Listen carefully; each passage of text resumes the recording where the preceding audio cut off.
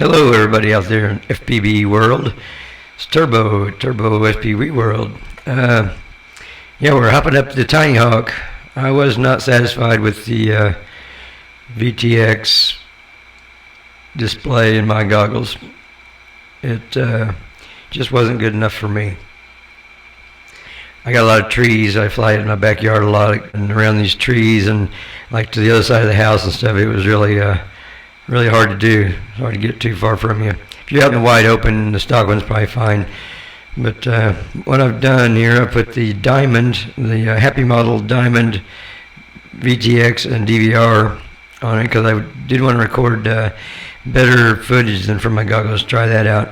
It does add a little more weight, so if you don't want the extra weight so much, get the one without the DVR. They make 200 milliwatt without the DVR. Let's get right in here and I'll show you what I had to do, because it does not wire up like it would on the Happy Model Mobula 7, because it just plug the camera into here of the Mobula 7, and then this just goes into a place on the board of the Mobula 7. That's not how this works here. What baffled me on this one, it's got a video in and a video out. This is video in wire. I don't really know what you would do with that. I guess only the Mobula 7 is probably the difference why it works for the Mobula 7. But it's really not necessary for this setup, because I even tried using this in the video in on the board. Alright, I'll just get down to it. So we got the Happy Model Diamond VTX, and what you got to do is you have to depin the old VTX, and it's something to do. It's not real hard. What I did was I took an X-Acto knife and I wrapped a piece of electrical tape around it, because you don't want to make continuity with anything, even if it's shut off. I don't feel so, and I got it under here. It's because the other one's bolted or pinned on right here by these two pins and these two pins, and so I just stuck this under each one and heated this side of the board up. Of course, I took it loose from the frame. Heated this side of the pins. You can heat them both up at once, because you put it right in the middle of the two. Heat them up, and as you're prying, it'll just come loose. Do that on both sides. Toss it to the curb. Toss it to the curb. Toss it to the curb. Okay, let me get this right off the bat too. I've changed my wires. I'll tell you later why. My video in and out, they're just different colors. They're in the right locations. My video out is now yellow and my video in is blue, and it used to be, when it comes, it's the other way around. If you are doing this from the one that you've got the plug that came with it. I didn't switch mine back. I just left it. I should have probably, just so I know I didn't want to have to desolder this and just solder that down. There's no need. The reason I changed them is because when I tried it the first time, I flew and I had visual in the goggles, but it didn't record any DVR. So I was like, wow. Yeah. So I swapped out a couple of wires, or those wires, and the video in and out, because I had them backwards, and bam, I had video. So anyway, and it was easier for me because it was all put back together and I was flying it. It was easier for me to pull this plug and depin it and swap the pins as it was me to desolder and swap the wires down here, take it all back apart. Just remember that my yellow wire is my video out. It's in the right location, but it's yellow, not blue, and my blue is video in, and it goes to nothing in this application. What you do have to do is you run your video out from the VTX to your video out of the Tinyhawk Freestyle.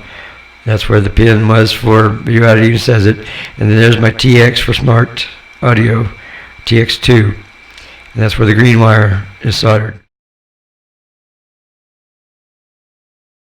And I ran my positive underneath. There's a place on the board, a 5-volt pad on the bottom, because I had heard that if you try to use one of these, the power here for the old VTX, people were blowing theirs up, so I didn't even attempt that. I thought, well, okay then. So I found another 5-volt pad and I soldered my 5-volt to that, and my ground is going to, I think, the LiPo ground, just any ground on the board to work for your ground wire. So just ground that, and then you have to split your camera, because you cannot just plug your camera wire into the camera socket of the VTX and voila, bam, bang, boom, and it all work. And I even tried that, and then taking my video in and putting it into the socket on the board, the flight controller board for the video in for the camera. That didn't work. I had OSD, but I did not have any visual. This is just not needed in this application. What you got to do is split your video wire out of your camera, the yellow wire, just wire it, and I kept the same plug going into Tinyhawk right here. That's how it comes. That's how your Tinyhawk Freestyle will be already. It has the your camera wire all plugged in there, but I wired it right here. I run this white wire as my Y off of there. The video in of the camera, because the only thing on this pin besides the video in is power out and ground.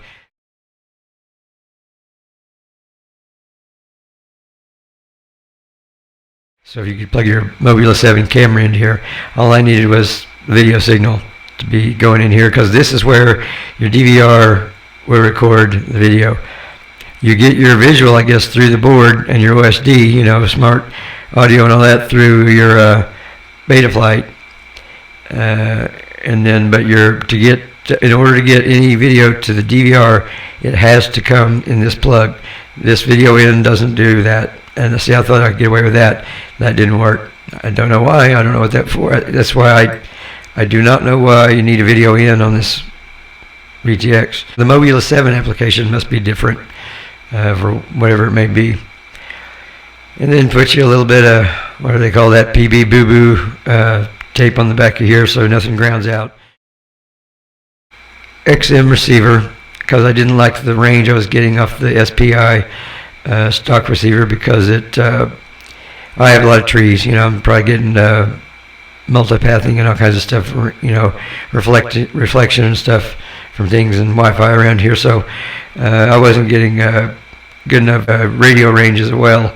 So I put an XM Plus, and that just solders to, it's got pads for a external receiver right here.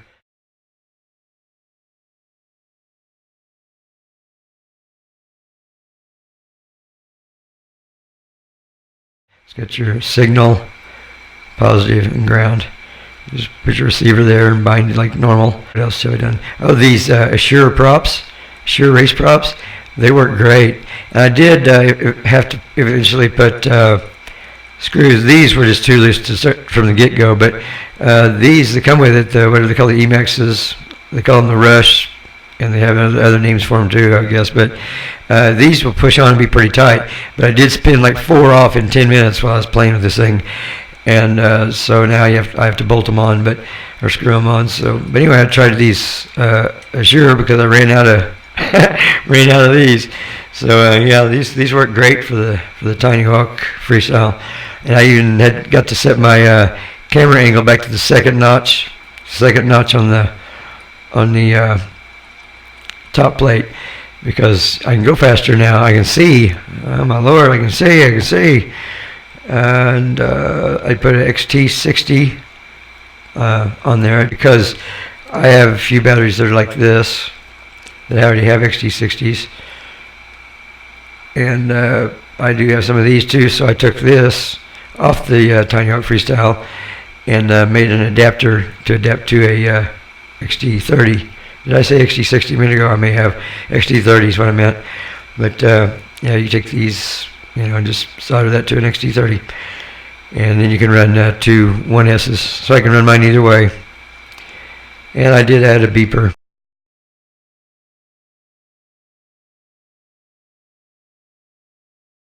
Because I don't care what anybody says, I don't like the motor beeping, because something this small, I don't care. The motor can beep all at once. I can't hear it. I'm old and I can't hear it. I can hear that. So I put a beeper on it. And I guess that's really about it.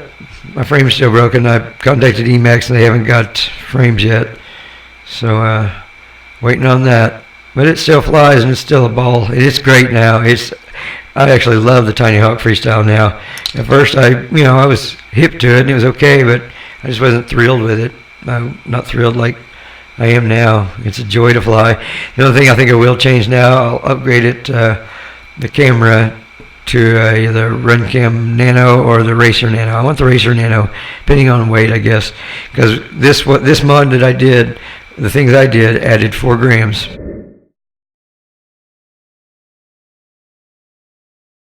Added 4 grams to it, but it doesn't hurt it. Flies just as good as it did, just as fast, every bit of it. So it really didn't hurt it any. But if you don't want that much weight, I suggest getting, and you want this VTX, I suggest getting the one without the DVR. I'm sure it'll save you probably 2 grams. And you know, I haven't even had to put, I've got other antennas I was going to try, some lollipops and things with UFL connectors, but I thought, well, I'll just try the dipole first. And on 100 milliwatts is all I even had it on. It works great. It works great. It 10 times as good as the one that comes on it at 100 milliwatts. I haven't even pumped it up to 200 yet. Put it on 100 milliwatts, and I'm using a dipole. I can go all the way around the house. It's great. Really good deal. And I didn't get the XM Plus. I just put XM on there with just a single antenna because that's going to be plenty of range. I'm not going to take this that far. I don't need diversity on this one. That's tons better than the SPI that comes on it. So then you put it all, you know, stuff it all back in here and clamp it down. And it is a tight fit. I will say that. I'll show you that when I'm down here. It's in there, but there's room. There's room. It will work. But take it upon your own responsibility and your own soldering skills to do something like this, because you know you can ruin one. It's just as easy. But I'm happy with it. It's the Tinyhawk Freestyle that I want now. It's just what I want. So there you go. I'll throw out some flight footage there and let you see this DVR footage. No breakup. No breakup from the Tinyhawk. Breakup from the Tinyhawk Freestyle. Go. What that video look like? Let's go see what that video look like, wanna?